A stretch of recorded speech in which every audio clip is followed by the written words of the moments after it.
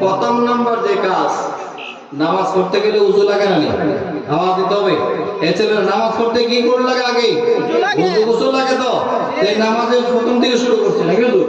উযু থেকে শুরু করি। এখন নামাজ পড়তে গেছি, উযু করছি না, নামাজ দাঁড়ায় গেলাম, আল্লাহু আকবার, 100 রাকাত নামাজ পড়ছি। কয় রাকাতের সওয়াব হইছে?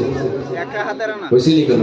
হইছে না। তাহলে নামাজ যেটা না হইলে নামাজই হবে না, ওইটা থেকে শুরু করতেছি, উযু গোসল থেকে।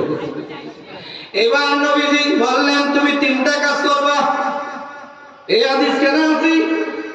মিশকাতুল মাসাবি কিতাবে 182 নম্বর হাদিস, কিতাবুত তাহারাতের মধ্যে আছে, বাবু সিফাতুল উযু, উযুতের মধ্যে হাদিস কেন আছে? আর অনেক হাদিস আছে, একটাই শুধু আপনাদেরকে শোনাই যে নবীজি বললেন তিনটা কাজ করবা।